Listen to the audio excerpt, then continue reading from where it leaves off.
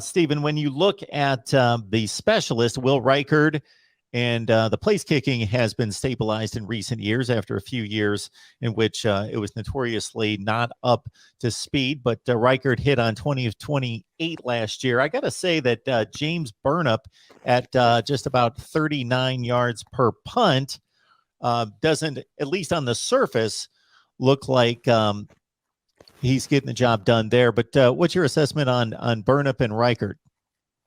Well, first and foremost, Reicherd, of course, fans are thrilled for him and proud to have him in the program. You look at 2020, perfect season this past year, 22 of 28, but some of those he could have made. You had botched snaps, and you had the holds that were not clean. And when you look at place kicking, the snap's got to be right, the hold's got to be right for the kick to be right. And a lot of those times, Reicherd had to deal with either botched snaps or the hold was not clean, and that led to the kick not going the way Reicherd would have liked for it to, but has been one of the more stable kickers in the Nick Saban era at Alabama, so fans have been happy with him.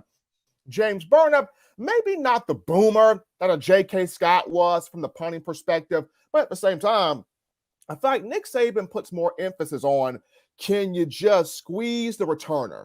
Can you keep the returner from getting a strong run back on you? Whether that's squeezing him to a fair catch or allowing your return team to get down there and cover the kick.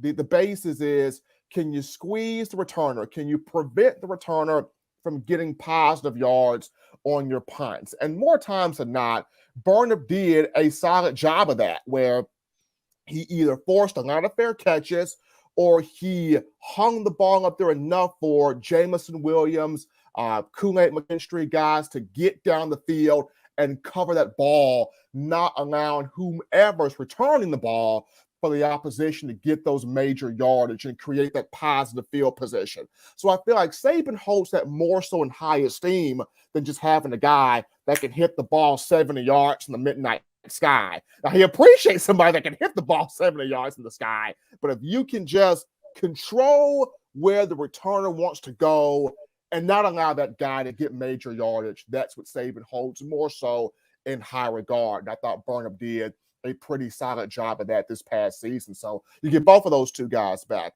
Now, the area that Saban wants to see would be in the return aspect. With Slade Bolden gone, Bama has had guys in the past like Jalen Waddle, return guys like Tyrone Prothro in the past, Freddie Millins in the past, that when they touch that ball, they're going off to the house. They're breaking those returns back for touchdowns. Even Devontae Smith, though he was more of the big-time receiver in 2020, he took a punt back for a touchdown. So that's what the fans want to see. That's what Coach Saban wants to see as well, who can create that electricity in the return game. And JoJo Earle is back, and he can do that. It's just for him judging where that ball is, judging the bounce of that ball, whether that trying to keep the ball from going over your head, trying to not lose the field position. So JoJo Earle is a guy that'll be in that spot. But in terms of other guys, Saban's going to have to find those guys, whether it's a freshman receiver that can do it, whether it's a defensive back that can do it. It's going to be a fun discovery of, behind Earle in the kick return game and the punt return game, who is the guy that Saban can trust to not only have the sure hands and judging the bounce of that ball well, but that can also be electric in having you hold your breath. Is this the guy that can take it to the house, so to speak? Because Jamison Williams can take it to the house from a kick return aspect, and you've had guys, like I mentioned in the past, on punt returns that can do that. So Saban got to find that type of guy on special teams. Stephen, Freddie Millins, you're taking us back to my heyday when I was on the sideline covering Alabama football.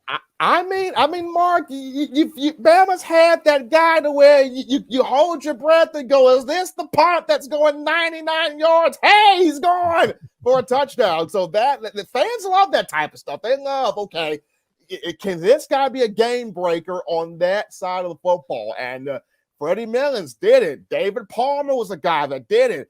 Tyrone Prothro was a guy that did it. And then you look at, in the Saban era, Jalen Waddle did it. Eddie Jackson, though he was a defensive back, he did that thing. So who can Nick Saban find now? You put him back there. he's not only a good judge of where that ball is going to be in relation to where he is on the field, but can also break that ball back for the end zone.